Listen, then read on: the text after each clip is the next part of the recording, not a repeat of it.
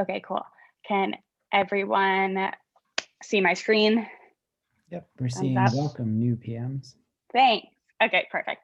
And I have a couple of questions that I'm going to ask people, which if you can use the Zoom reactions to kind of like show a reaction, that would be awesome, but we're not there yet. So yeah, welcome to the new product manager group. I'll go over a little bit why I call it that and what it's all about, but I want to spend most of the time getting into the actual like interesting content, which is about how we can more regularly conduct user research. It's one of those things that we all by this point know is important, but if we're being honest with ourselves, we don't do it as much as we like plan to do it because it can take a lot of time to plan.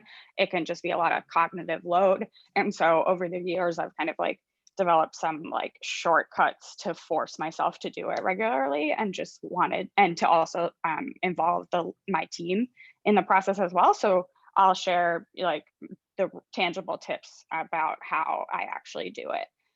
And also most people here, I believe, were not at the last session. So I did just want to start with introducing myself a little bit more so you know who the heck is, rambling to you for the next 40 minutes or so. My name is Sarah. My sister, Allie, she didn't know I called her out on the last one. She's actually here. She is my favorite person in the world and like just brings me so much joy. She is obviously much cuter now than she was in this little odd haircut phase, but that was us growing up. I am kind of like a wanderer at heart. I don't really like to stay in the same place for too long. I actually spent 2019 living in a different country every month and hope to do something similar again once I can travel. I feel lucky that I found my way into product. Had no idea what it was when I was in college, but it's just such a perfect fit for me, kind of melding the analytical and creativity and just lots of aspects. So you'll see I sometimes get a little too excited when I talk about it, so I apologize in advance.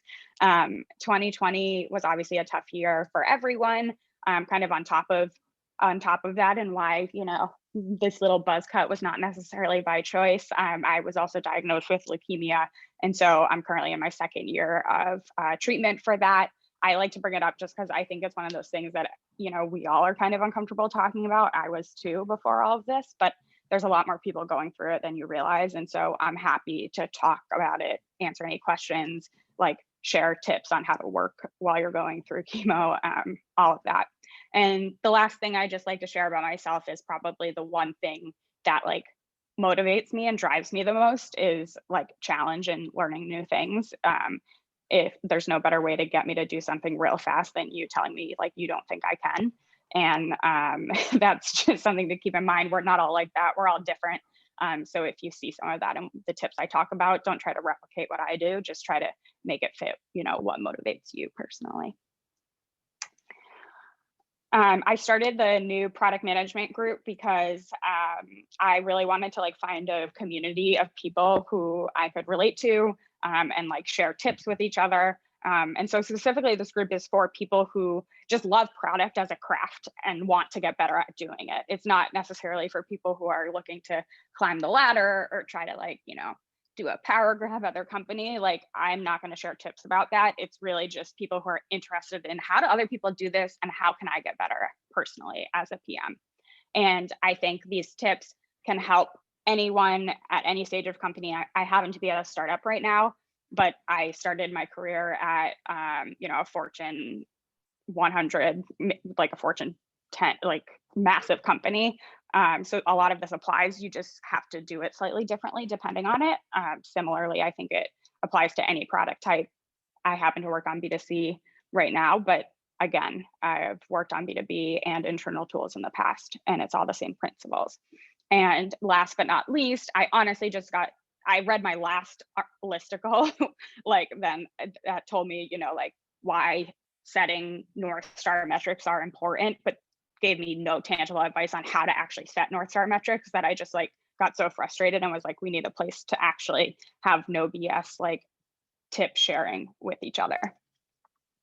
And so that's what we're going to talk about, just like stuff we do day to day as product managers, product discovery, how to get better at user research, how to get better at measuring value of what we ship, all of that are potential future topics. I'd love to hear ideas from everyone too. And just the principles that you'll see throughout kind of these sessions are, don't get attached to the specific ways that I do things, because you could probably come up with a better way, but just use it as a way to understand the mindset and how we should all be thinking as a product manager. But I will always include tangible examples. Again, not as a thing that you should copy exactly, but more as inspiration for better examples that you'll come up with yourself. But it's really important to me to get specific and show real examples and not stay too high level and vague and like not that helpful. And then I have a self rule of not taking ourselves too seriously and reminding ourselves at the end of the day, like, it's okay to try stuff and mess up. Like we're not that important. It's not that serious. And so I have this word mangoes that just, I always flash in my head to remind myself when I'm overthinking something to just be like, who cares? Go with it and have fun. Don't, think we're saving the world with every single small product decision we need to make. So I want to kind of meet everyone else who's here. I didn't do this last time and I regretted it. So I guess the first thing I would ask is if people can go back to the meetup group. I forget exactly where in the user interface it is, but if you open it up in your in your browser, there's a way for you to like virtually check in to the event. So so that I can know who actually showed up afterwards. Normally if we were in person, I would ask you to sign your name on something, but I realized after last time, I actually didn't know who was there. So it would help me if you could figure out how to do that. Maybe James, you could share the link to the meetup event in the chat, if you don't mind. So I would love to know who on this call, like what does everyone do in their day job? I guess raise your hand on the Zoom Hangout or the Zoom reactions thing if you are currently a product manager. Okay.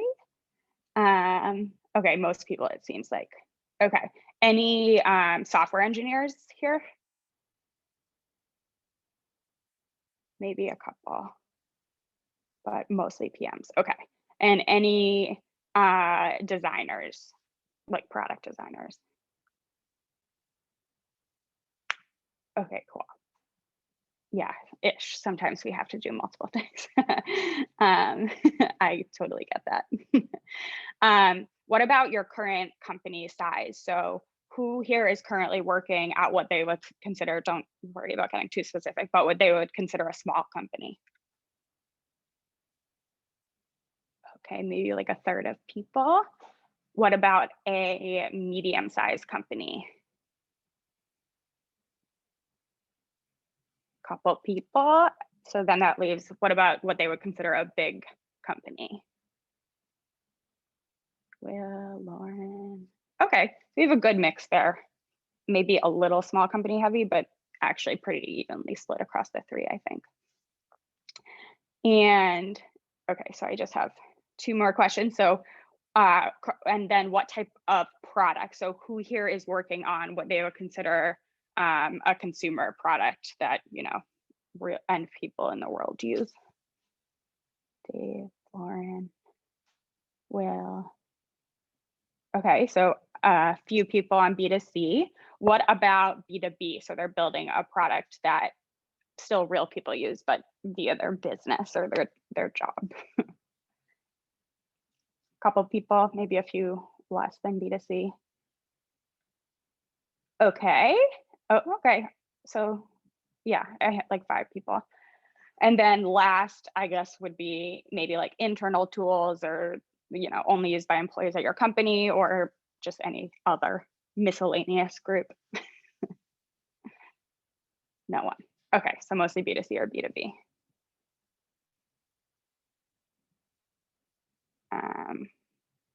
Cool.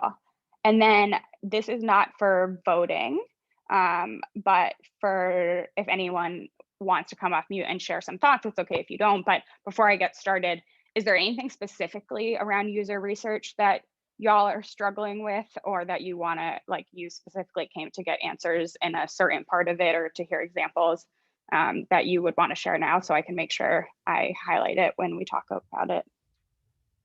Yeah, Sarah, I'm currently working at a company that kind of like when we met, when we were at the Muse, it was a B2C, but also B2B. And like the end users are not people that I'm directly contacting with. So when we were at the Muse, it was people applying for jobs. And so we were working with potential employers. Currently, I'm Right. working at an ed tech startup where our customers are schools, but our end Got users it. are students. B2B2C. Yep, that makes sense. Okay, I think that's good. Anyone else, anything that they want to share to make sure I cover as I get into it? I'm helping a gentleman with a startup idea with product design, and he really wants to build and launch an app. And I guess if you have advice as to how to get feedback without building. Mm-hmm. Yeah, I know I can Yes. share designs and things like that, but the gentleman I'm working with really just wants to pay for someone to build something and get it out. And Yep. so there's a lot of negotiation. There's a lot of negotiation. I totally can relate. Yeah, I certainly have a lot of thoughts on, how to pick kind of the right validation strategy depending on what you're looking for. I'm not going to get into that as much because I kind of, like, as I started putting this together, that could kind of be its own topic, but I will share a few when we get to it. And I'm also happy to talk more like at the end if you want to, or separately, because yeah, it's hard, but kind of fun to figure out, like, what's the best way to fake an app before building it. Thanks, Sarah, there's also in the chat, Dave says doing user research while respecting user privacy, i.e. without telemetry. Ooh, that's a good one. Okay. I haven't thought about, if I'm being honest, that as much, but yeah, let's get into that towards the end, because maybe some other people have some thoughts too. But I can definitely. Yeah. Williams, did you have a thought? I think maybe that was by mistake. Okay, so I'm going to get started on the content, but certainly feel free to ask questions or share thoughts as we go. If I am missing something in chat, feel free to come off of mute because I can't really see the chat and my screen at the same time. And if it's going a little too long, I might just ask us to save it till the end, but we'll see how it goes. So user research, I'm not going to spend too much time on this because I think it's been, like, really highlighted over the last few years of why it's so important. But the reasons I personally love it and have found it so valuable, like why is it important to do user research and better understand the people who are either currently using our product or could be using our product in the future. First of all, like, for me, it's the best way for me to generate product ideas. As I'm talking to someone who truly is, like, experiencing the problems that our product tries to solve, just my mind is, like, filled with ideas as they talk, some small, some big. It's just like a way to really get into the user's mindset. And since we understand the technology, like, hearing them talk, we can just think of a million things that we can do to solve their problem. So even if there were no other value to it, just as an idea generation tool, I love it. The second point is really the main reason why you should do it often, which is you want to use user research and user testing as a way to validate potential changes faster and therefore increase the chance of success of those features. So exactly with that app example, it's like you're being a good product manager because you're kind of saving your client from themselves. They just want to build an app. But before you spend all this time investing in building an app, it's like, let's validate that, this app is solving any real world problems, and let's validate the features that it should have from the beginning before we waste all this time of development. And then the last two are kind of subtle that you might not realize, but it's one of the best ways to gain credibility across your team, across your organization. Like, we have a lot of power as product managers to be able to decide the priority of things and what gets worked on and what doesn't. And you want people to like respect your decisions. You don't want to just rule as a dictator and say we're working on this because we're working on this, because that's gonna just make things harder in the long term. And also it's just not the right thing to do. You want people to understand why you came to those decisions, and when they're not always going to agree with you, but if you have credibility, they're going to at least trust that you're deciding this for a good reason. And if they know that you're talking to real people who use your product every single week, they're going to know that you're the best person across the organization who understands our users at the deepest level. And that gives you an insane amount of credibility. And it's just going to make your job easier once you have that. And then also, personally, product management is hard. It can be exhausting at times. And sometimes you can, if you've been working on a goal for a while and you haven't yet figured out that secret sauce of how to achieve that goal, and you're kind of like, oh, it's like another thing didn't work, or I have to explain for the 20th time to the same person about why we're working on this. Like, it can be exhausting. User interviews and talking to real people whose eyes light up because they love what you're building so much. It's just one of the best ways to stay motivated. You go into it kind of being like, I'm tired, I don't have time to facilitate an interview right now. And I always leave just more motivated, more energized, and being like, ooh, I have so many more ideas. We are going to figure out how to make this work.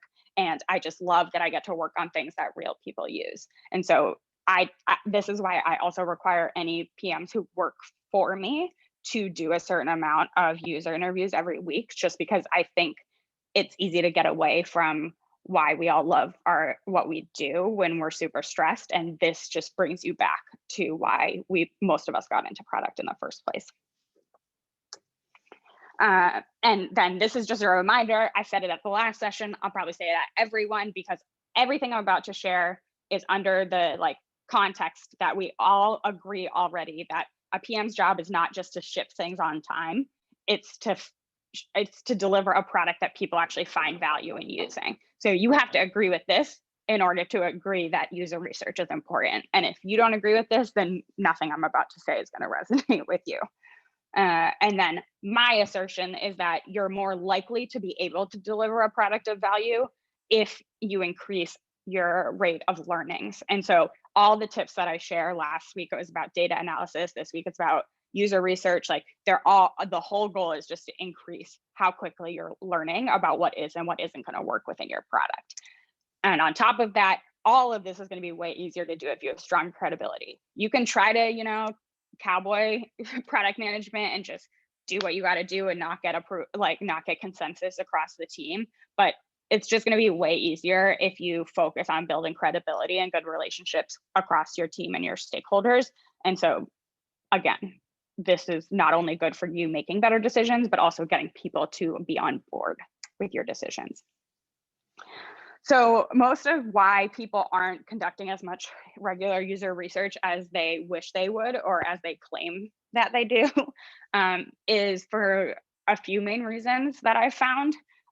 First is it's really easy every day to come in and take care of the urgent stuff. Oh, the engineers need answers to all these questions so they're not blocked on tickets. Oh, this executive is asking for these metrics. Oh, this bug is on fire and I need to handle it. And then at the end of the day, you haven't actually worked on anything that's important. What is your product strategy? How is the feature you released last week performing? What do your users actually care about? And how should you address your priorities based on that? No one is in your organization is pinging you every day being like, is that user research done yet? Is that user research done yet? And because of that, we don't prioritize it. But that is a really bad reason to not prioritize something. You need to be prioritizing what's important over what's urgent. Also, I think a lot of the reason people don't do as much regular research as we all should is because we think of it as these big projects rather than a daily task. So, when something is going to require a lot of work and a lot of setup, we kind of put it off until oh, I need 4 hours to be able to do that. So I can't do that today. And then, what day do you have 4 hours free? No days. So you never do it. And so this is all about tips on how to make it repeatable, automated, and not a lot of cognitive load every day, so that you don't put it off. You do it every week. And then also, sometimes user research can be hard. You need to develop the skills of interviewing. You need to develop the skills of listening. And those can sometimes, sometimes we just default to the things we're good at rather than the things we need to learn. And the last thing I'll say is, like, all of these are like good excuses, but I would challenge that is the real reason we don't do it, because, like, we want to just, it's much easier to go with the priorities we've already set than to, like, you spent a bunch of time building a prototype of an app you want to build, and you do user testing on that prototype, and you find out that no one gives a crap about the app that you just built, and so it's not valuable, and now you need to change your whole roadmap. Like, I would say that sometimes the real reason we don't do it is we know we should, and we know we're gonna have to, we're gonna learn things that are hard to hear during it, and so we kind of just don't want to deal with that, and so we don't do it. So what I'm about to show you is, it's all around how do we counteract all of those challenges, and how do we set up a process where we can't use those things as an excuse. And so, number one, it's like, I really don't have any tangible tips for this first bullet point. It's just me telling you, like, you need to own your calendar, and you need to own your personal priorities. And as strictly as you manage your roadmap and you think about what's important, and as strictly as you move things on top of each other, you need to do that with your day. So, like, if you're having days and days of meetings that you don't find valuable, own it. Stop blindly accepting those meetings, and you'll find you magically have time to do your user research once you actually are really rigorous about what's worth your time and what isn't. And then the second piece is where I'm going to focus on my examples around, which is how to automate steps of actually getting user interviews set up, and removing anything that's actually unnecessary, and therefore it's really easy and doesn't take a lot of your time. And then the last thing is, you just got to do it over and over again. Like, I was bad at conducting user interviews at the beginning too, but when I was actually, James was mentioning it before, where we met, I was at this company called The Muse. I was like, you know what, I want to get better at this. And so I set a personal goal to talk to at least three users every single week. And I did that for like 6 months. And by the end, I had conducted so many user interviews, I could do it in my sleep. And that's kind of where you want to get to, because then you're not going to put it off anymore, because it's not daunting. It's something that you feel confident doing. And then to kind of counterbalance the more like mental challenge that I referenced before of like, just not wanting to learn the truth, because that means it's going to be more work for you.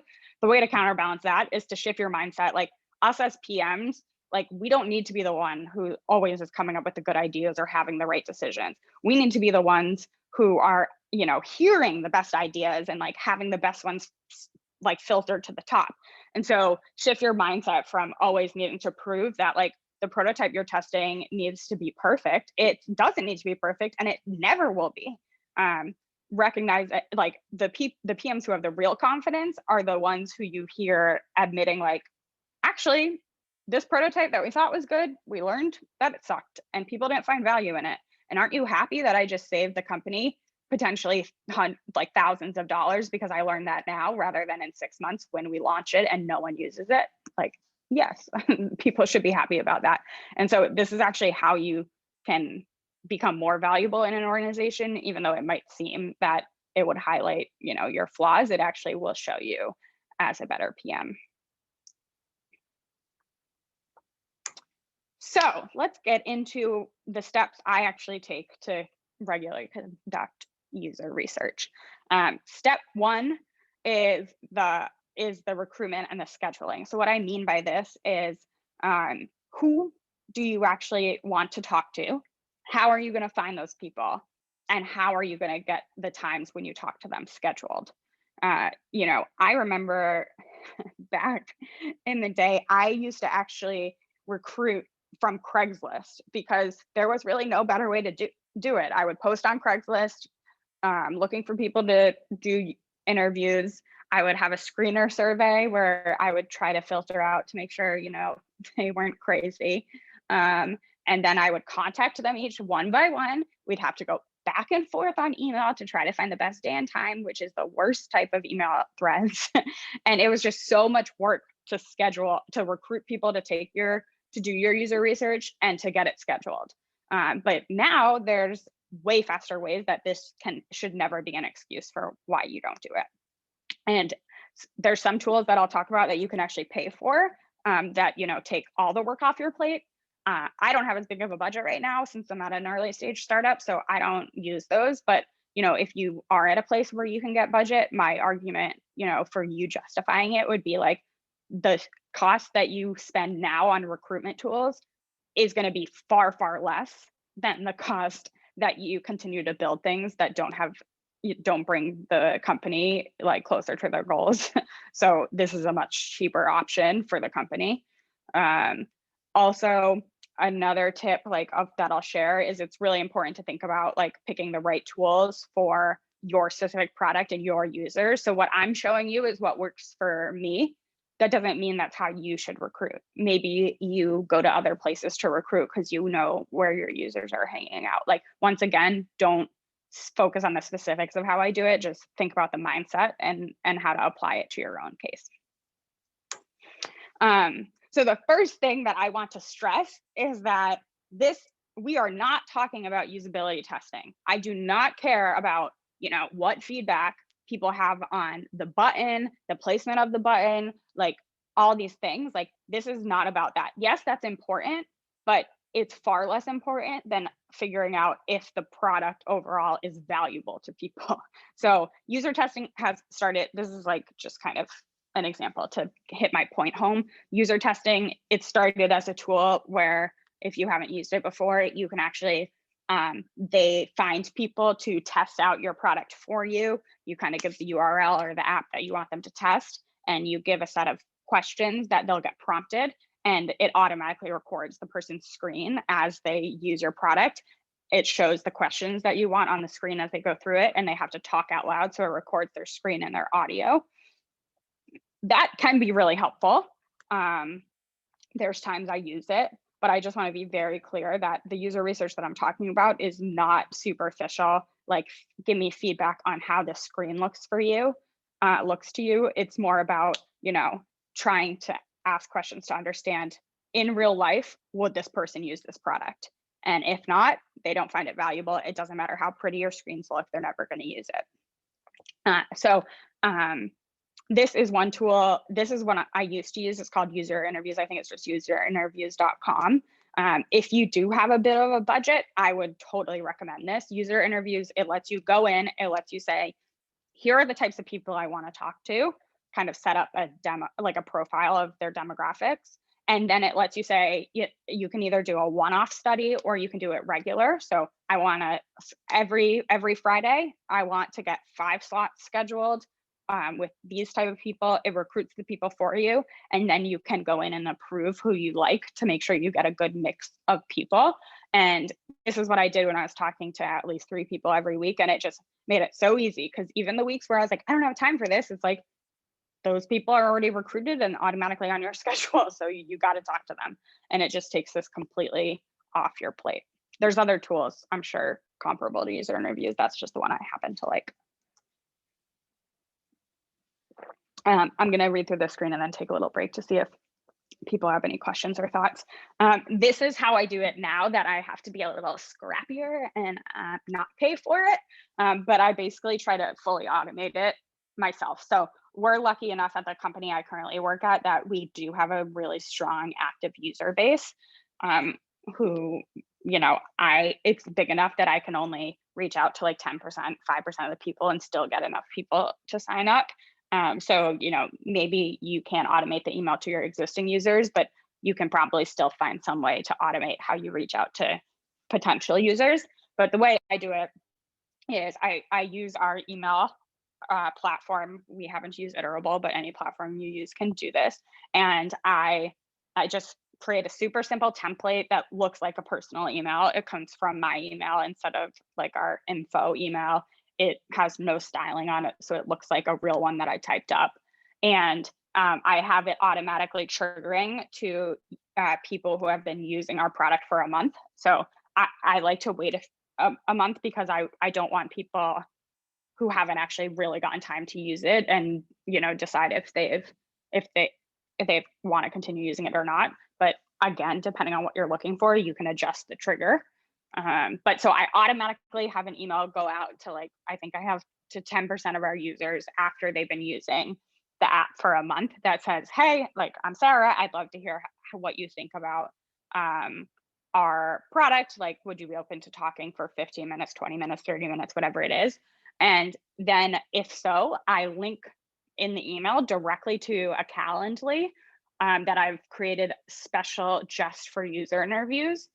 So they don't need to reply and say yes. I don't need to go back and say, you know, what days are good for you. They just go to my Calendly, and you can see I always block user interviews. So my user interview Calendly only has slots free on Thursdays from 12 p.m. to 2 p.m. I tested in the beginning different days and different times to see what worked best for my users. So you might land in a different area, but they can just come straight in here, schedule it, automatically puts it on their calendar, has a Zoom link or however you want them to join. On Calendly, you can even have custom fields to fill out. So if you just want to do a phone call instead of a Zoom, when they register for a time, it will ask them, like, what's your name, what's your email, what's your phone number, if you want it to. So automatically gets it scheduled for you. I like to do them for about usually 20 minutes, and then I leave 10 minutes in between. And that's because you'll see later in the process, I require myself to do like the notes and the synthesis immediately after. So you don't, you know, have it on your list to do later and you never do it. And that's how I automate recruitment and scheduling. Another way, sometimes rather than doing this email, if I'm doing more of like a one-off, like bigger project, maybe we'll send out a survey to our entire user base saying, can you give us feedback on the product? We ask a bunch of questions in the survey. And then I always have as a last question in every survey we do, would you be willing to talk to someone on the team about your feedback? And more people say yes than not. Sometimes when they say yes, I automatically say, cool, sign up for a slot here. And again, point them to my Calendly. And other times I say, you know, we'll reach out to you. So it just depends how you're handling it for that one-off project. Yeah, so that's the end of this first step. Have a couple more steps of how I automate and stuff, but want to take a pause to see if anyone has questions or comments or anything before I move on. Yeah, Sarah, there's a question in the chat from Dave. He says, what do you think would be missed if user research is done by email rather than talking with users? My challenge is my users are high school students, so it seems safer for everyone if communication is by email and is the result of a user choosing to fill out a feedback form with a product suggestion. Okay, good question. Yeah, a lot of times we have to balance, like, you know, ideally I'd get to like not only interview them, but show up at their school in person and like follow them for the day and learn as much as I can. Like, you know, there's this ideal way to learn versus like what's realistic. Like, can you really do that? Maybe you can't even get high school students to get on a call with you. So you have to do it via email or whatever. Like sometimes we have to just balance those two things. So I totally get it. I would say, you know, obviously try to do as much in person as you can, but you know your case better than I do. So if I was forced to do it over email, I would definitely, you know, try to leverage surveys as much as I can. So it's not just only email back and forth. In surveys, I like to do a balance of, you know, questions where you have set answers. So, you know, you can do quick summaries of what % of people said A, B, or C. But I also always leave a handful of free form that are more open-ended questions, and not as many people are going to answer them, but the ones who do and that you read through, you're just going to learn a lot more because you can understand like why they were answering the way they were. So that can get a little closer to talking in person.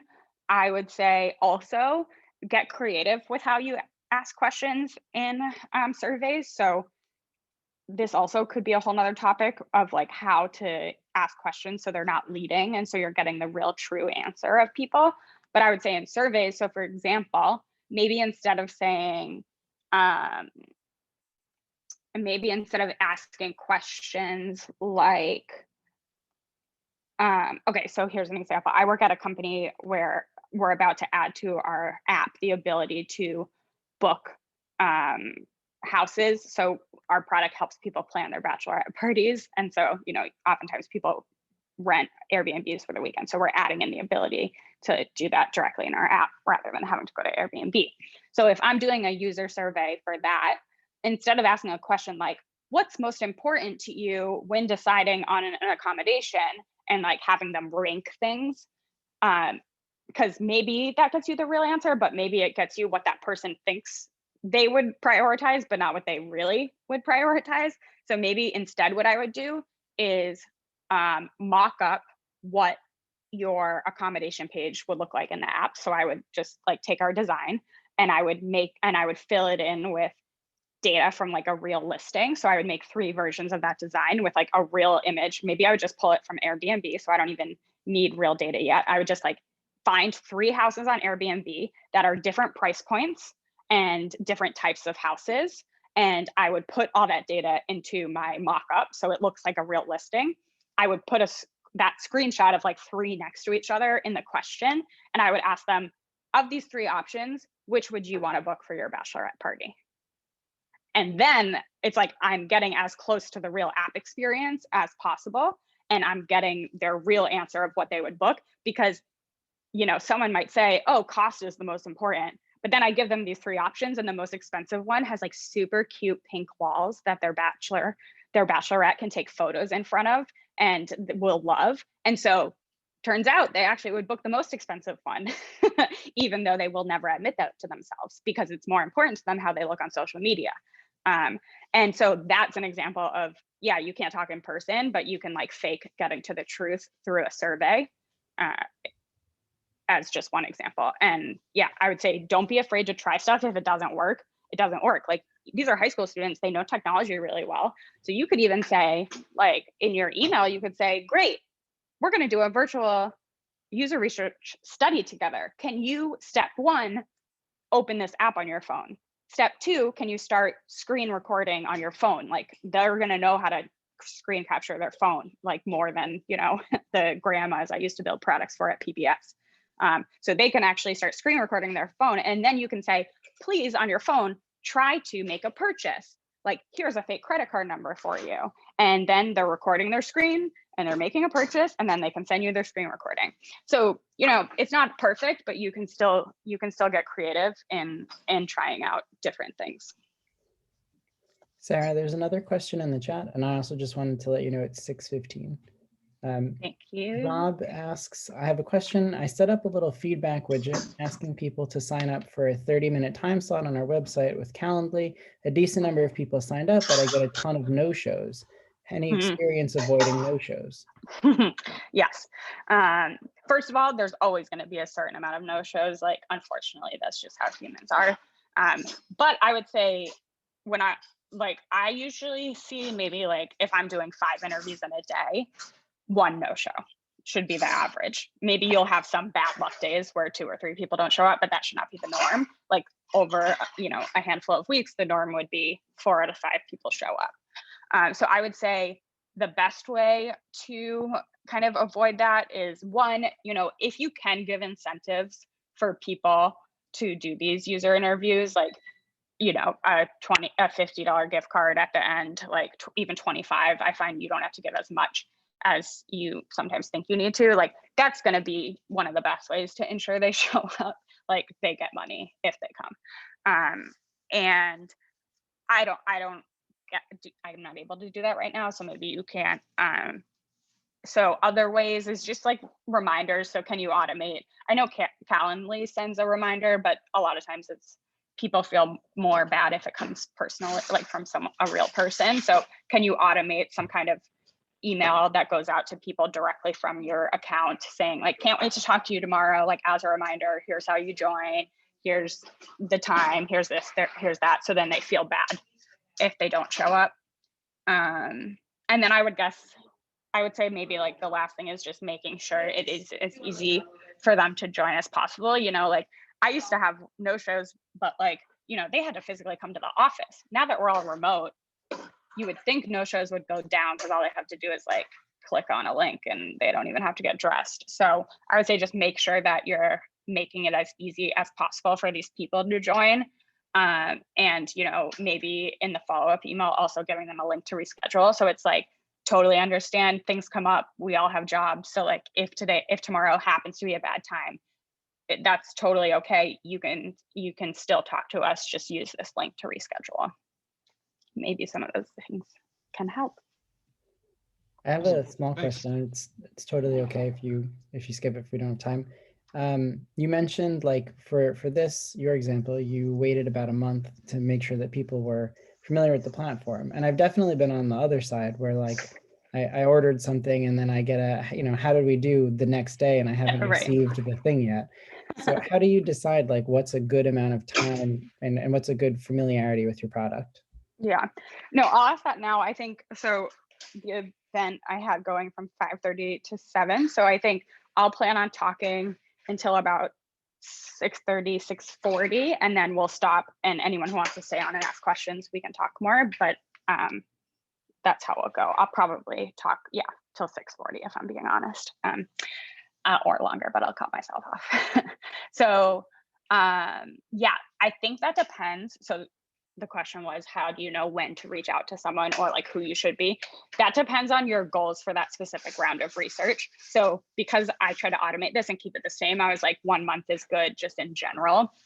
Like for our product, if you're like, I think I have a check when we automated it is like, they signed up a month ago, but they were active in the app at least in the last 7 days. So, you know, that way I know that it's someone who's still using it, but hasn't been using it too long, but enough.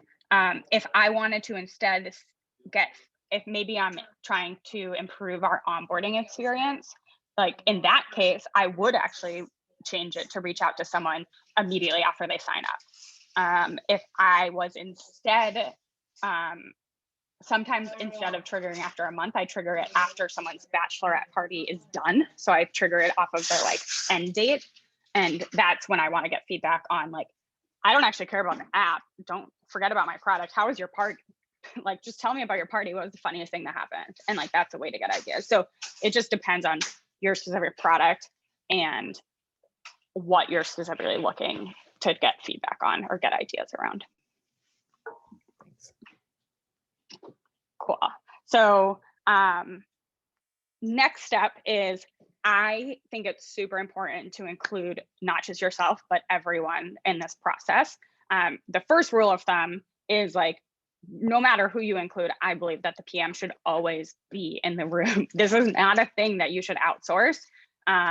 Maybe you can outsource helping you set it up, even if you're at a company that's like big enough and lucky enough to like have real UX researchers, like that's great. They can certainly help you figure out how to structure it, ask questions, get it all going. But like maybe they even facilitate and you don't, but like you should still be in the room.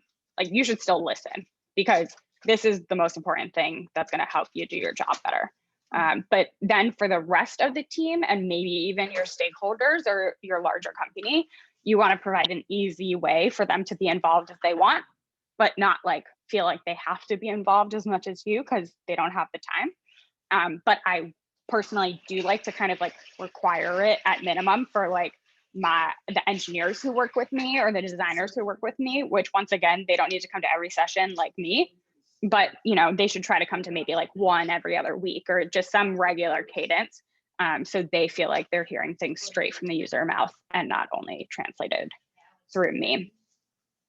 So the way that I do that is I actually have a separate calendar that I share with the whole company that is only meant for user interviews. So for example, like I said, I do them every Thursday from, I said 12 to 1, but this is showing 1 to 3, whatever, you get my point. So I do them every week, Thursdays from 1 to 3. So I block that just so people can remember, like that's when it is. And then as people schedule it in Calendly, they automatically get added to the schedule. And I also I use Zapier, which is like a platform that lets you make integrations between tools that don't have their own integrations. And so I have a rule in Zapier that says when a new Calendly gets scheduled, post it to Slack. And then there's a Slack channel, and whatever, you don't need to do it in Slack. Maybe you do it in email. Like, again, don't get caught up on the tools here, but it goes into a Slack channel called like user research that everyone in the company is a part of, but that they have notifications muted, so it's not too noisy. So Angela just scheduled something, like willing to do a user interview with us, and got it booked on Calendly, sends a Slack to the company saying, cool, Sarah's going to talk to Angela this week on Thursday. Do you want to join me? And this links back to this Google Calendar, where basically I allow anyone to edit the events, so people can add themselves to an event. And so everyone at the company knows, if no one's added to it yet, you can add yourself. If there's someone already added to it outside of Sarah, don't add yourself, because I don't like to have more than 2 people in on them. That you can make that call, it's up to you. And then that way, you know, someone on the sales team, you know, they don't do this all the time, but maybe they're like, hey, like lately I've been getting a lot of challenges around selling to vendors in these 3 areas. So I want to listen in on a few calls this week and see what our users say, and to learn how I can maybe, like, you know, answer that question better on the sales call. So Madison can just come in here, add herself to the one she wants to, and then just join with me. And I still always facilitate, but if someone is joining with me, I ask them to take notes for me to make my life a little easier. So this is how I, you know, include the larger team, make it opt-in and easy for them if they want to, without, you know, feeling like I'm burdening them. And then I would say just another reason why I think it's nice to have other members of the team join. It's not only for them to get their own ideas and understand the users, but it's also just to involve them in the product process overall. Like, the more your stakeholders can see how you work as a PM and how you make decisions, again, the more credibility and trust they're going to have in you as a PM. And so even if they don't agree with all your ideas, they're going to be like, oh, I know, you know, she's not just making these based on her personal opinion. She's making them because she's talking to people every week. I listened in on one. She asked super good questions. She learned so much. Like, so now they're going to push back less on your decisions, even if they don't agree with them all.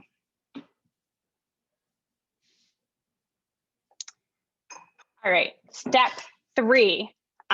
So this is about minimizing the prep time when you do have the interviews coming up. So, like, you know, you have 3 scheduled on Thursday. You obviously don't want to just show up without a plan, but you also don't want to spend hours every week prepping for these, because we don't have a lot of extra time.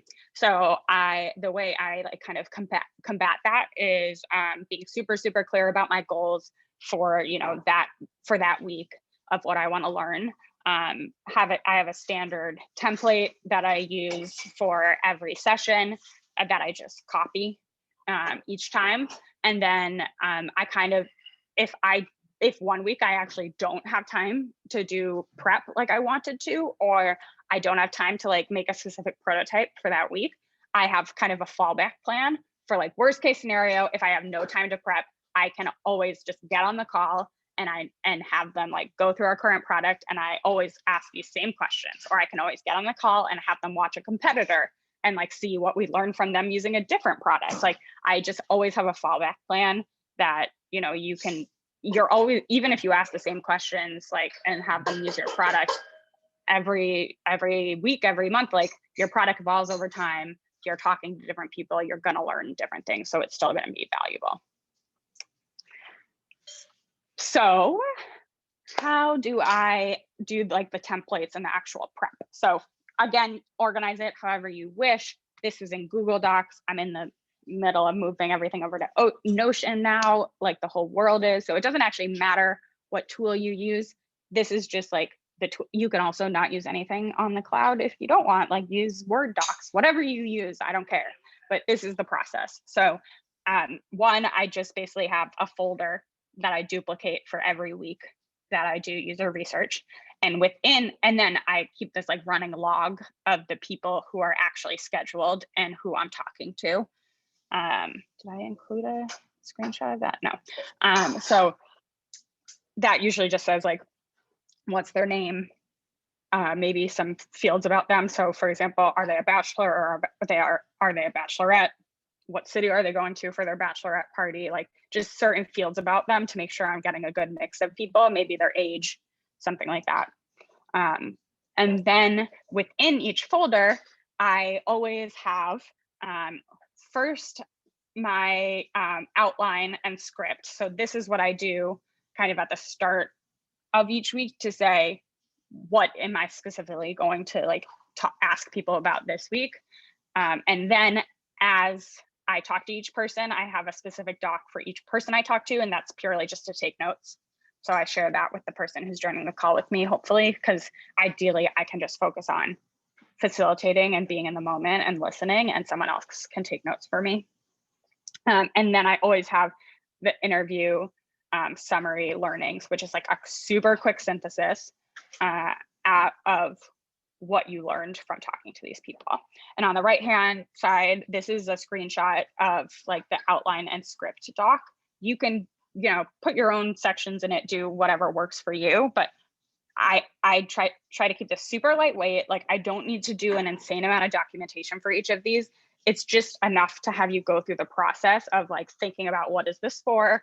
What tools should I use? What should I ask? So I always start with, what are the goals?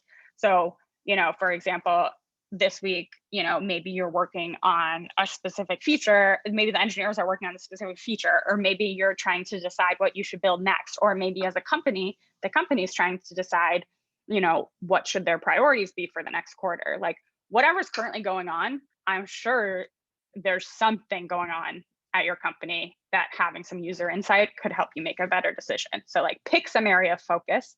Like I said, sometimes if you don't have time to plan, it could just be general learning, but try not to have it always be that. Sometimes you want to, like most of the time you want to get more specific. I want to learn if after people go through our 5 steps of onboarding, do they understand what our product is, or are they still confused? Do they have an incorrect view of what our product is? Like get specific like that. And if you have those goals, then the rest of this follows really easily. Okay, so if I want to learn if onboarding is working, then my user research method should probably be to like have them go through user onboarding. If it's currently live, like have them pull up your live site. If it's not, have them, like to someone's question earlier about how do you test something before it's built, without going into too much detail, there are tools like Envision that lets you upload design files, create clickable hotspots, and then show it, give a link so someone can open it on their phone. And so you can literally have people think that they're clicking through a live app, and they're just static files. And I've even done it so much as, you know, for onboarding, which sometimes is personal, like, you know, when I worked on a job search product and I wanted to know, like during onboarding, people say like, are you looking for a new job? Yes or no? What type of job? In what city? Like, you know, you think, well, I can't test that with static files because how do they type in? Like, well, actually, you can send them a survey ahead of the user interview, asking them the exact same questions that you ask in onboarding. Are you job searching? What city are you in? What role? So then you can actually create the mocks, like the examples, with the answers that you know they're going to give. So they think that it's really live.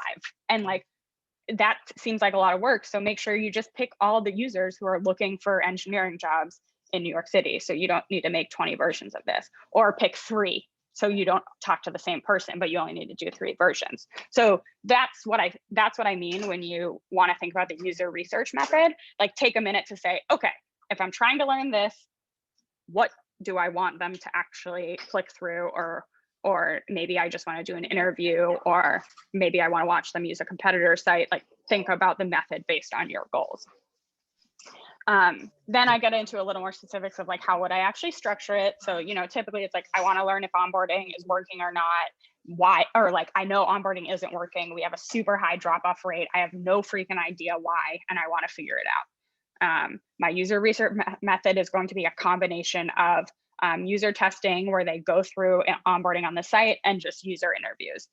So then my structure is going to be 5 minutes of just getting to know them, 10 minutes of having them actually use our product, and then and sharing, asking questions along the way, and then 10 minutes of me just understanding them more as a person, just pure interview. I'm going to recruit it from, maybe I don't want existing users. Maybe I want people who have never heard of us before so I can get an unbiased view. So I'm going to recruit from non-existing users using this platform, you know, sending this email. This is just when you start to think about the process. And then actually write out the script.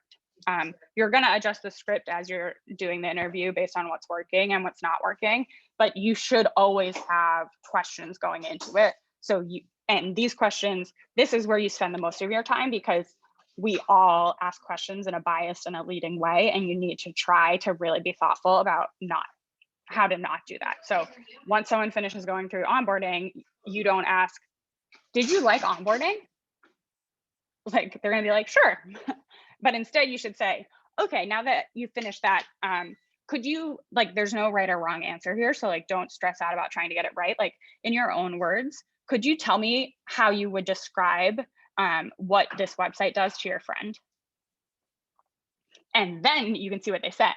And then if they say that something that's totally not what your product is, in your head, you can be like, okay, noted. People don't understand what our product is after going through onboarding. But if instead you ask, so like, okay, now that you've gone through onboarding, is it clear to you that this website is like a job search site that can help you find a job? They're gonna be like, sure, yeah, that's clear to me, because they don't want to sound stupid and they want to give you the answer you want to hear. So the script is the time for you to be really critical about how to ask the questions that you want to get answers to. Okay, 6. Oh, yes. Sorry, there's a question for you in the chat from Dave.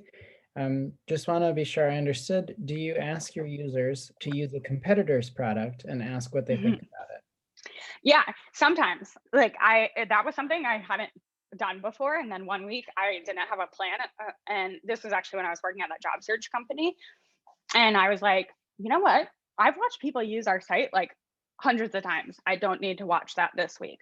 What if I watch them using Indeed and like see what they do? Like, what if I watch them using Glassdoor and see what they do? And so like, and you got a totally different perspective of like, again, in this case, you're not testing for usability, obviously, because like, you know, I can't make changes to the Indeed site. But it gives you insight into like what they care about when they job search. So you can see like, you know, what filters do they use on Indeed and how do they like it? And as they talk out loud, you can learn like, you know, actually maybe they're like, it's so easy for us as PMs to be like, ugh, like our other competitors, their products are so bad. And you just kind of totally write it off because like, you're like, ours is the best. But the reality is there are people who decide to use your competitor products instead of yours. And there's a reason that they do. And you want to understand that reason. And so this is a case to see like, you know, maybe someone's using Indeed and like, I always thought Indeed was the worst, but now I'm watching it and they actually have this really nice ability to like get super granular with the job alerts you can get. And this person is like obsessed with it. She keeps on going on and on about how helpful that is. And like, that's really, let me dig into it. Like, you know, how often do you open those emails? Like, why do you like them so much? And that could give me a totally new perspective on what Indeed does better than us and how we can maybe get better. So yeah, I think sometimes watching people use your competitor products, don't go down. It's a slippery slope. Like you don't want to go into a feature for feature comparison of like, you know, they do this, so we need to do that. But it's more just a way to learn more about your users and what they care about.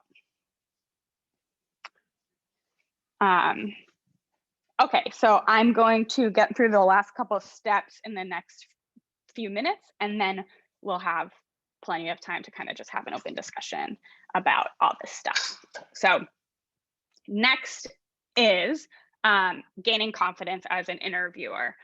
So it's definitely a specific skill.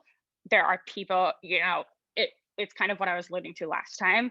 It's a skill to get the truth out of people rather than just get, you know, what they want you to hear or what you want to hear. And especially because if people know they're coming in for like a user interview, they kind of like, they're also playing this role where they want to be like the good interviewer. Like they want you to think they're smart and have all these good answers. And so you can tell when they're kind of like answering using words that they wouldn't normally use in real life, and you're not getting helpful information. And so there's certain tips about how, you know, to be a good interviewer. And all I wanted to provide here is things that I found super valuable to improve at this skill. So first of all, if you haven't read the book Sprint, this came out maybe like 7 years ago at this point or something like that. But this is written by like the Google design team, and it's all about a week-long process, how to validate ideas. But specifically, there's a section about how to facilitate interviews, and it gets very specific and questions to ask, questions not to ask, and just even if you just read that one chapter, like you will immediately be better at facilitating interviews. I remember after reading that, like feeling so stupid where I was like, these seem like such obvious hints, but they helped me get a lot better. Also, if you were at my last session, you know I am obsessed with Marty Kagan. He is a product leader who writes a ton about product. I really like his perspective on stuff. He does a regular workshop called How to Create Products Customers Love. That's based on his book called the same thing, called Inspired, How to Create Products Customers Love. It's like a 2-day workshop or 3 days. It's maybe a little different now that it's virtual. This is the only workshop or conference that I've ever paid for that I left feeling like I got more value than what I paid. Every other one, I always leave being like, they told me stuff that, you know, everyone knows and was very vague. This, he gives you specific examples of how companies like Google validate things before they're built. So many specific examples about how to conduct user research. Like, it's just super valuable. And then not to like promote myself, but I do have a couple of blog posts about how to really listen to your users and listen, like, you know, kind of like read between the lines rather than what they're saying. And so I can share these links in like my follow-up email of how to read about these things.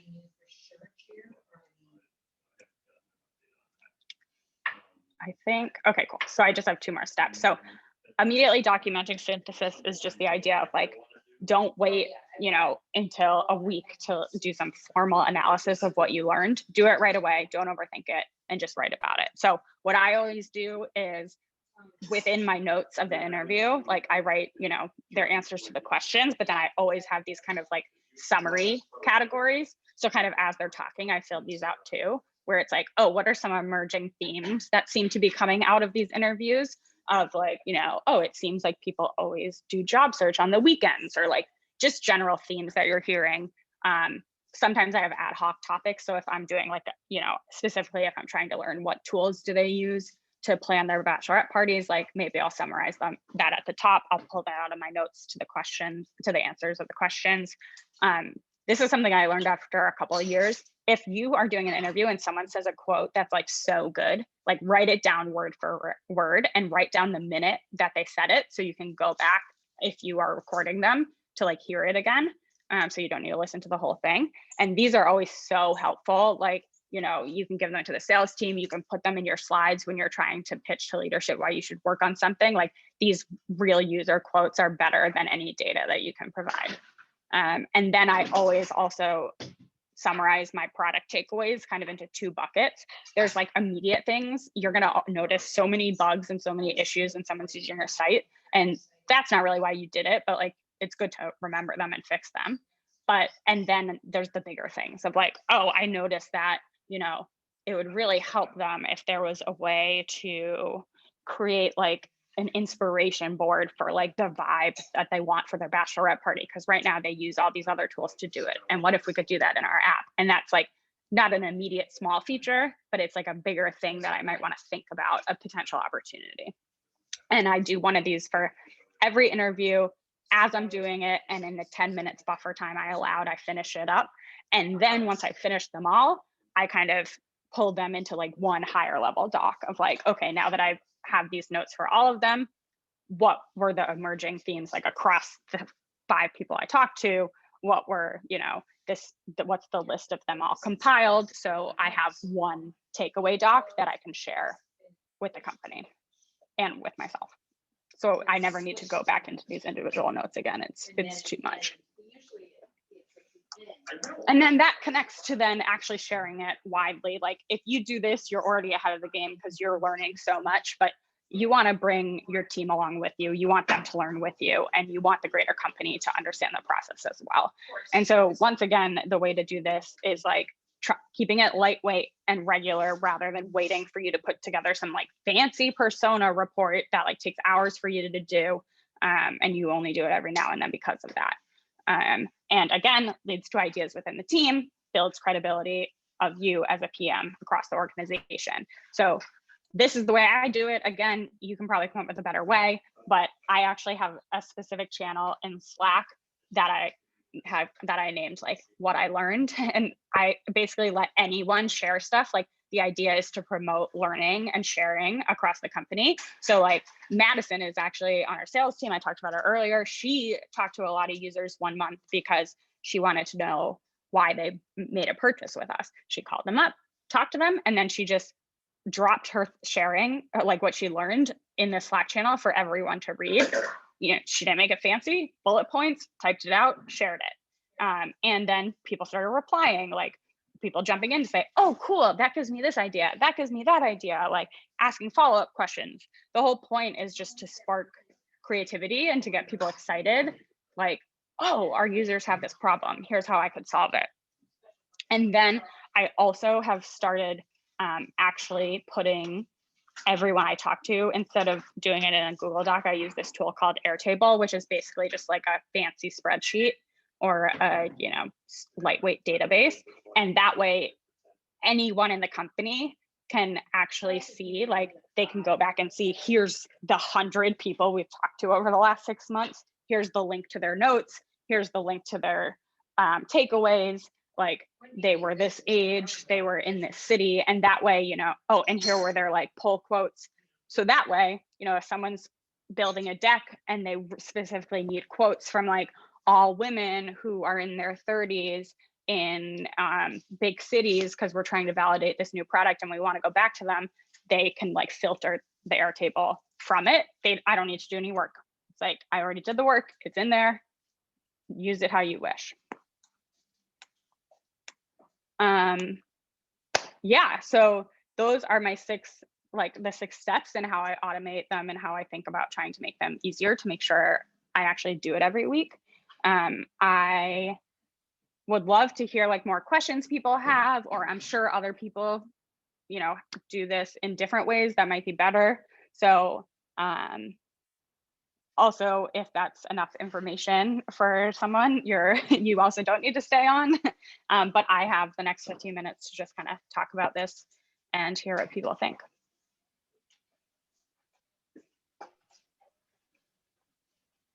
I've got a question. So I guess like, have you ever played around with any, I guess like creative incentives to get people to want to volunteer? Because obviously, like, you know, giving people gift cards isn't always the most sustainable way to get user interviews. Yeah, I mean, the challenge is at the end of the day, like the reason I say Amazon gift cards is because like people just want money. So that is the best way to get people. It's effective, exactly. But I think it depends on what your users, who they are and what they care about. So, you know, for example, in my bachelorette party example, you know, we partner with a few liquor companies that like, you know, it's really, and we have credits with them. And so it's really easy for us to maybe use those partners to like send them a 6-pack of, you know, rosé wine or whatever. And in that case, it's like, doesn't cost us that much money because we already have a partnership with them. And like, yeah, they would probably prefer money, but because we know our audience, like they're gonna like that. And actually they might even like it more because they might put it on Instagram, tag us, and then we get free publicity. If you're doing like a B2B product, sometimes honestly, I used to phrase it in a way that was like, do you want to have a say in the future of like the product you're paying for? So it's more like making them feel special and powerful can sometimes help more than a gift card. And also just like, if it's possible to give discounts to use your product, or like if you talk to us this month, you can get like these premium features free for 1 month, or like something like that's easy for you to do. Or like we would sometimes do, which frankly, I don't know how much people actually found this valuable, but like swag. So it's like free computer stickers or stuff from our company. Like that works if you have like a cool brand and, you know, your users might want that. Does anyone else have ideas other than that? That's what I can think of just off the bat. I think like trying out different things is always good too, because it's like maybe you try one week and no one signs up and you're like, all right, won't try that again. Are there certain things that you have tried that you just haven't found effective, or are you just trying to find ways to do it like cheaper? Yeah, I guess like the main thing is trying to find ways to do it cheaper. Yeah. So we don't always have like a ton of volume of users coming through. So we tried to incentivize users with a gift card, but we didn't get a ton of signups, and we can't really like increase the amount of we don't want to like increase the amount of the gift card too much. And it's just like, it's been a struggle to try to get a volume of users and then have them actually And who show up are to the interview, so. if you don't mind me asking, who are your users? Like what are they? Oh yeah, so our users are people looking for health insurance. Okay. So it's also a weird scenario because we've thought of using user interviews in the past, but since shopping for health insurance isn't something people do all the time, it's kind of hard to find that target audience, you know? Totally. Okay, so if I had to find people who are shopping for health insurance, and do you currently have a site where they can shop for health insurance? Yeah, we've got a site where we're trying a lot of things on it, but yeah, and then that's the one way that we've been able to get a decent amount. It's like, oh, sometimes people will actually volunteer on the site, but yeah, we're trying to find other ways to find users to interview. Okay, so you know the people better than me, and this might be hard because it's not really like an identity, it's like a thing that they're doing at one time, but I'm thinking like, is there like a website where people go to like ask questions? Like, are there a bunch of maybe like Quora or Reddit, like there are specific like threads where people are asking about, I'm comparing healthcare right now, like what are your guys' opinions, what do you use and why did you choose it? Like if there's somewhere where these discussions are already happening and you can then like post and be like looking for people to answer some questions, like with it we also at the end can give you some professional advice on how to compare health insurances or something like that. That could be a way. It's like finding where these people are already hanging out and going there rather than trying to get them to come to you. And then thinking about, if I'm someone who's going through the healthcare decision right now, I can assume like you're probably pretty stressed about it and like you're trying to find ways to save money and like, maybe you want to make sure you make the right decision so your kids have good coverage. And so like, what are things that I can offer someone like that would incentivize them that isn't a gift card that we can provide? That's how I think through it. Yeah, that's actually a really good idea, thinking about where discussions are already happening and maybe going there. Yeah. Cool. Any other questions or thoughts? Or I guess even now that we're talking, I'd love to hear like maybe future topics that would be helpful to go into, because every time I put one of these together, I'm like, oh my gosh, this could be like 5 separate sessions, but I don't want to get too in the weeds on things that people aren't interested in. So it's helpful to hear. I think it'd be cool to see the design and how you walk through the interview process. Yeah, that would be fun. Like almost like doing a real interview and like seeing how you go through the process of like, if I was trying to learn this, how would I set up the test? What would I ask? And then like, what were my takeaways from what they said versus what they really said? Yeah, Sarah, it might be interesting if you were to conduct a user interview session with one of us, like live, and then afterwards, like break down exactly how you did it and why. That's a cool idea. Okay. Anybody planning a bachelorette party? I think we all might be past that age a little bit, thank goodness.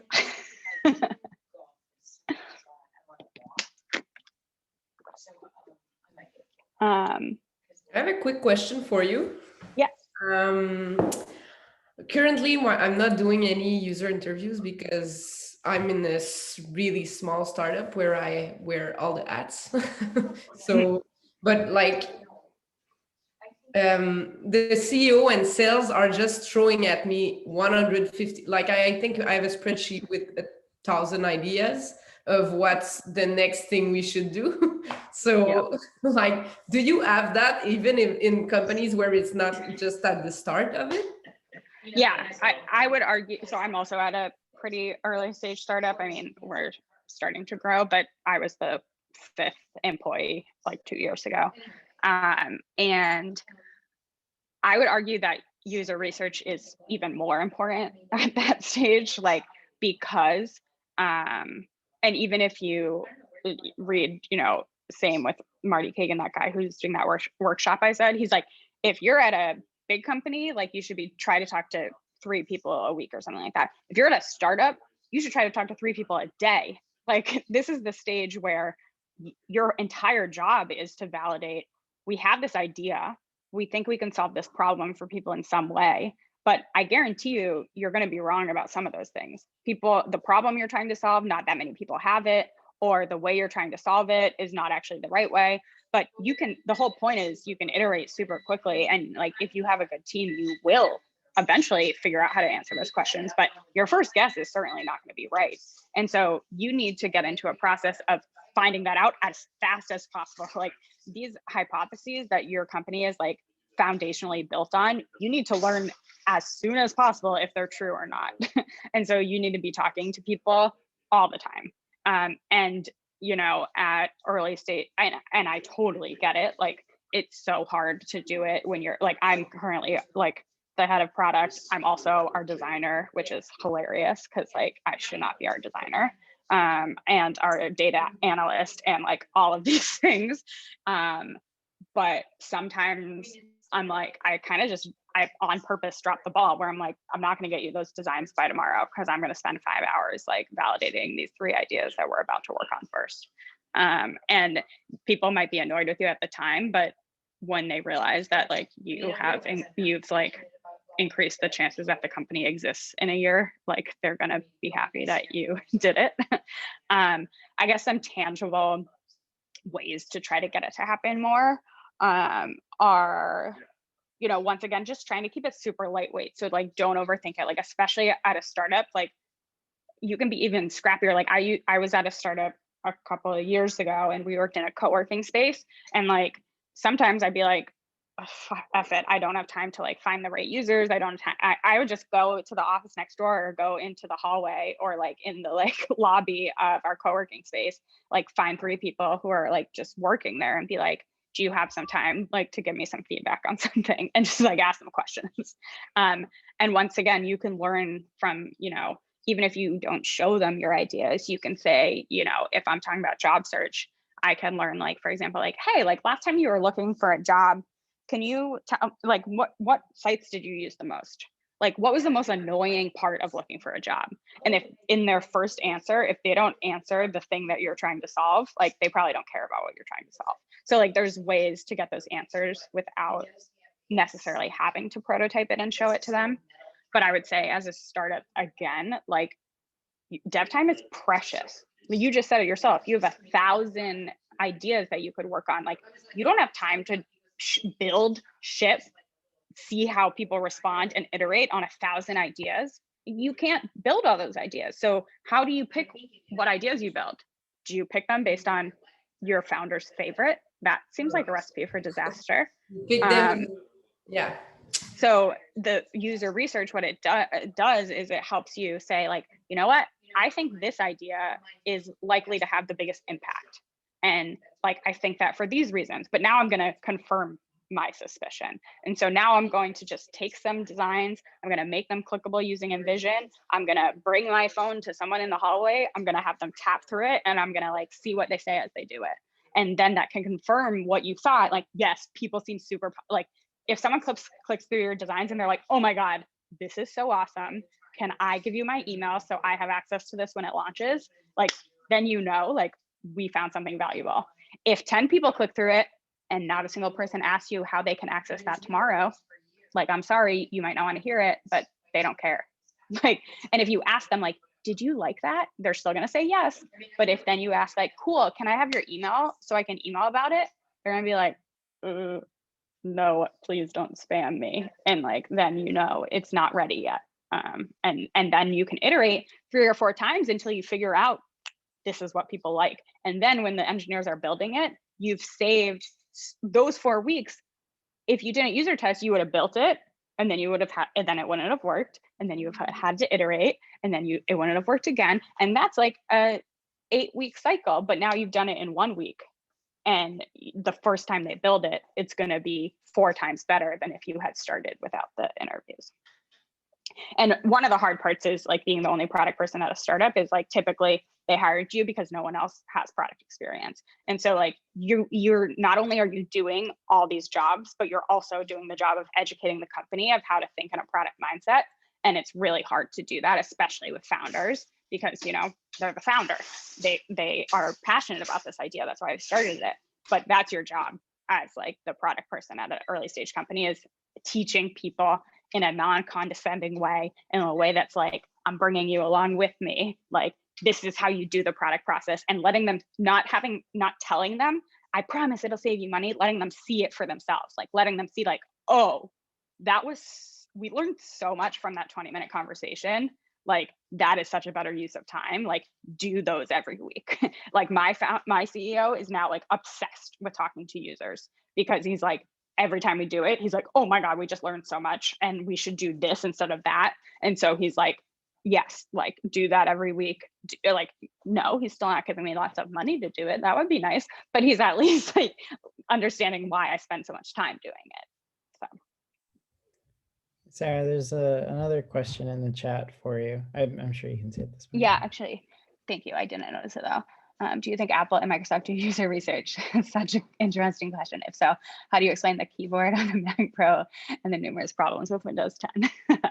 Oh, wow, that's a good one. Okay, do I think they do user research? Yes. Do I know how well they do it? I don't know. So I have that blog post that I linked to on one of the slides that I wrote is basically all about, you know, we hear what we want to hear rather than what people are really telling us. And so a lot of people conduct user research so they can kind of like check the box and say like, yeah, I do user research. But, you know, they have people use their site, and then when they leave, all they write in their notes are like, this person thought that it would be nicer if the button was purple instead of pink. Or like, this person couldn't find the button, so we're going to move it to the center of the page. And like, okay, fine, that's fine feedback. But what they didn't hear was that no one gave a crap about their product. Like, they only are using it because you're paying them to use it. Not one person at the end like asked how they could get access to it. Not one person at the end was like, this is so cool, I'm going to tell my friend, you know.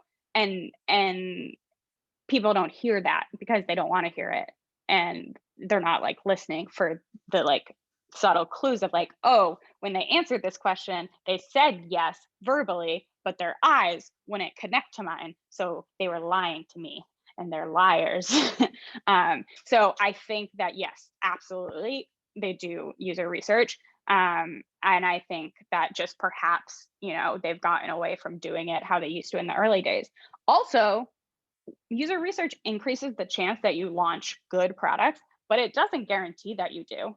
Like, maybe you are the best user researcher and like you just interpreted an insight incorrectly, or like you know, talk to the wrong type of users. Like, even if you do all of this ahead of time, you're still not guaranteed that your product's going to work. There's always an element of risk involved. And so, you know, it could launch and no one's using it, or like the keyboard sucks. You're like, but we tested that and people liked it and people understood. It's like, oh crap. Like, now I realize we, you know, tested on these type of people and should have tested on those type of people. Or, you know, we like, when we tested with them, we gave them a little one-on-one introduction on how to use it, and now they're left to their own devices. Or like, there's things that sometimes it still doesn't go how you thought, and you learn it after the fact, no matter how good your user research was. And that's just the reality of product development. So I would say, you know, if I'm being judgmental, I would say Microsoft probably doesn't do it well, but Apple does it well, and maybe just messed up on this one product. But, you know, it's hard. So cut them some slack, I guess.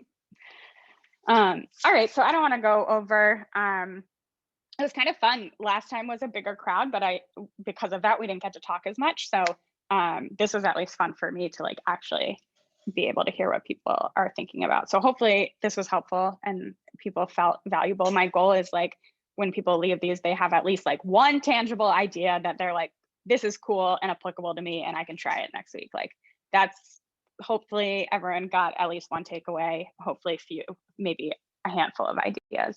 I'll share the notes like afterwards. James will have to figure out how to upload the video, but I'll share that too. And also happy for feedback. If people want to find me on like LinkedIn or Slack, like I'd love to hear thoughts and ideas about future sessions. So that's all I got. Thanks, Sarah. Appreciate it. Thanks, James. Both Jameses. All right, bye guys. Bye, Rob.